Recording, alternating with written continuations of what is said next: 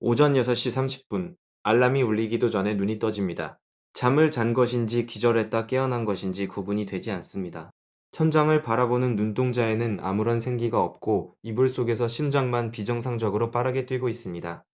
화장실로 들어가 세수를 하려는데 거울 속의 얼굴이 석 달 전과 완전히 다른 사람처럼 보입니다. 눈 밑에 짙은 그림자가 내려앉았고 광대뼈가 도드라져 나왔으며 입꼬리는 중력을 이기지 못하고 아래로 처져 있습니다.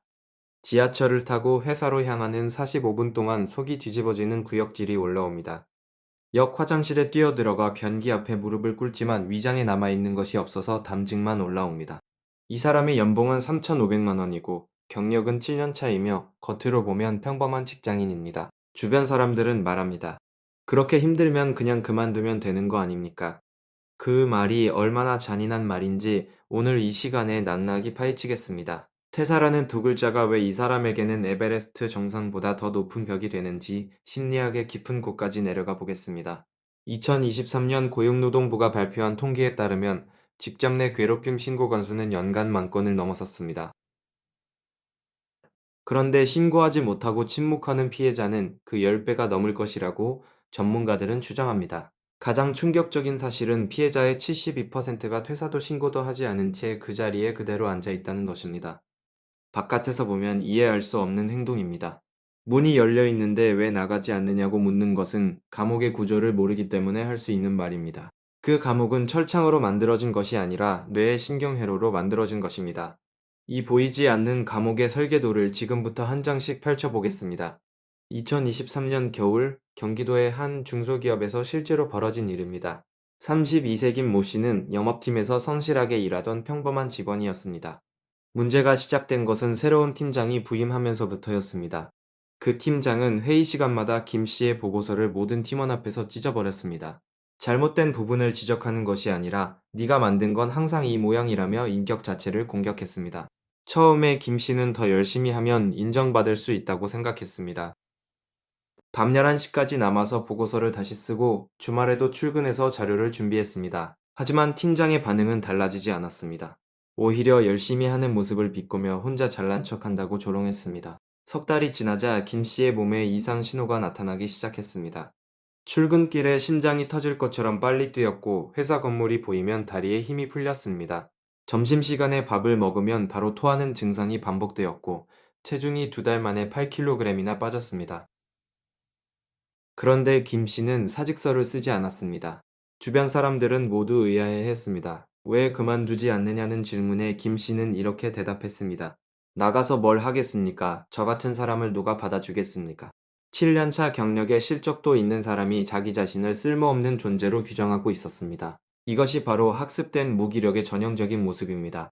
2067년 미국의 심리학자 마틴 셀리그먼은 개를 대상으로 한 실험에서 이 현상을 최초로 발견했습니다. 전기 충격을 피할 수 없는 상황에 반복적으로 노출된 개는 나중에 쉽게 탈출할 수 있는 상황이 주어져도 아예 시도조차 하지 않았습니다. 뇌가 어떤 상황에서든 탈출이 불가능하다고 학습하면 실제로 탈출 가능한 조건이 만들어져도 시도 자체를 포기한다는 것이 실험의 핵심 결론이었습니다. 직장 내 괴롭힘의 피해자에게도 동일한 메커니즘이 작동합니다. 처음에는 저항하고 해명하고 더 노력해서 상황을 바꾸려 합니다. 하지만 가해자의 행동이 바뀌지 않는 경험이 수십 번, 수백 번 반복되면 뇌 전두엽이 판단을 내립니다. 이 상황은 내가 어떻게 해도 바뀌지 않는다. 이 순간 뇌에서 아주 심각한 변화가 일어납니다. 보상 회로를 괜장하는 신경 전달 물질의 분비가 급격히 줄어듭니다. 쉽게 말하면 무언가를 해서 좋은 결과를 얻을 수 있다는 기대 자체가 뇌에서 사라지는 것입니다. 동시에 스트레스 호르몬인 코르티솔이 만성적으로 과다 분비되면서 해마와 전두엽의 기능이 저하됩니다. 해마는 기억을 괜장하는 영역이고 전두엽은 판단과 계획을 담당하는 영역입니다. 이 두 영역이 손상되면 현재 상황을 객관적으로 평가하는 능력 자체가 무너집니다. 다시 말해서 지금 내가 충분히 능력 있는 사람이고 다른 직장에서도 잘할 수 있다는 당연한 사실을 내가 처리하지 못하게 되는 것입니다. 여기서 끝이 아닙니다. 학습된 무기력은 자기 비난이라는 독을 함께 만들어냅니다. 피해자는 이 상황이 가해자의 잘못이라고 인식하는 대신 자기 자신을 공격하기 시작합니다. 내가 부족해서, 내가 눈치가 없어서, 내가 일을 못해서 이런 일을 당하는 것이라고 스스로를 깎아내립니다. 2022년 서울대학교 심리학과에서 발표한 연구에 따르면 직장 내 괴롭힘 피해자의 68%가 자신에게 원인이 있다고 믿고 있었습니다. 실제로는 가해자의 권력 남용이 원인인데도 피해자가 스스로를 탓하고 있었다는 것입니다. 이 자기 비난은 자존감을 바닥까지 끌어내립니다. 자존감이 무너진 사람의 뇌는 미래를 예측할 때 최악의 시나리오만을 반복적으로 재생합니다. 새 직장을 구하면 거기서도 똑같이 당하지 않을까? 면접에서 왜 이전 회사를 그만두었느냐고 물으면 뭐라고 대답하지? 내 경력이 이 정도밖에 안 되는데 누가 나를 뽑아주겠는가? 이 공포의 시나리오가 머릿속에서 하루에도 수십 번씩 재생되면 퇴사라는 선택지는 완전히 차단됩니다. 심리학에서는 이것을 부정적 예측 편향이라고 부릅니다. 현재의 고통보다 미래의 불확실성이 더 크게 느껴지는 인지적 왜곡 현상입니다. 그래서 피해자는 역설적으로 지금 이 고통이 차라리 안전하다고 느끼게 됩니다. 익숙한 지옥이 낯선 천국보다 덜 무섭다는 기막힌 역설이 내 안에서 성립하는 것입니다. 이 구조를 더욱 공고하게 만드는 요소가 하나 더 있습니다.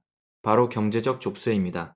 대출이 있고 월세를 내야 하고 가족을 부양해야 하는 상황에서 수입이 끊기는 것은 곧 생존의 위협입니다. 그래서 피해자는 매달 통장에 찍히는 월급 250만 원이라는 숫자에 묶여서 탈출하지 못합니다. 이것은 단순한 경제 문제가 아니라 심리적 족쇄와 경제적 족쇄가 동시에 작동하는 이중 감옥 구조입니다. 한쪽만으로도 빠져나오기 어려운데 두 개가 겹치면 거의 탈출 불가능한 상태가 됩니다. 여기에 한국 사회 특유의 조직 문화가 세 번째 족쇄를 채웁니다. 참고 버티는 것이 미덕이라는 문화, 이직이 잦으면 문제가 있는 사람이라는 편견, 그리고 회사를 그만둔다는 것은 패배자라는 낙인이 퇴사의 물턱을 더욱 높이 올립니다.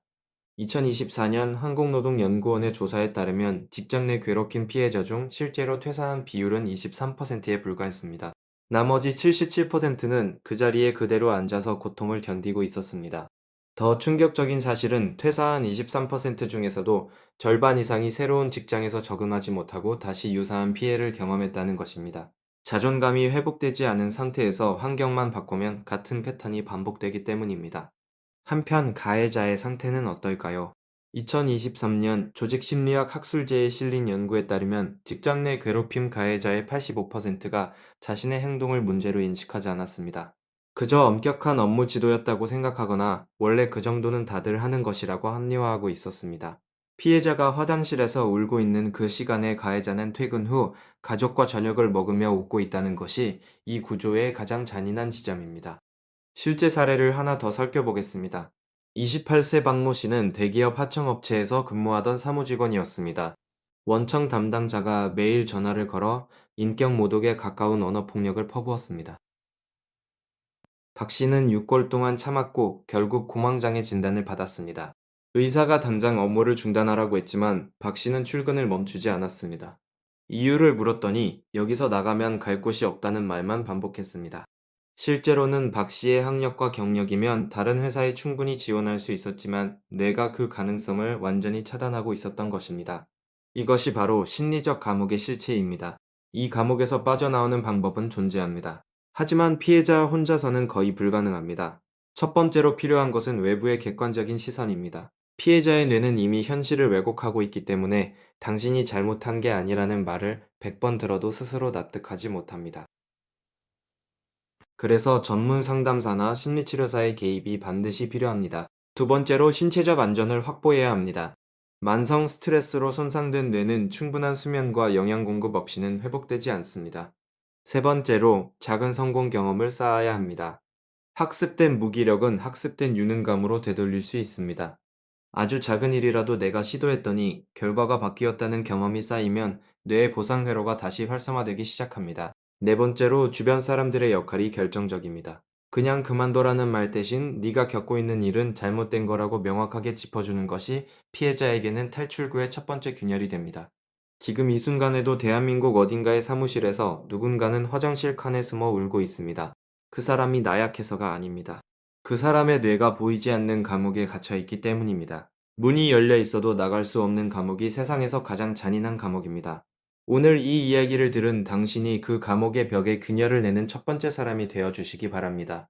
당신의 한마디가 누군가의 탈출구가 될 수 있다는 사실을 절대 잊지 마시기 바랍니다.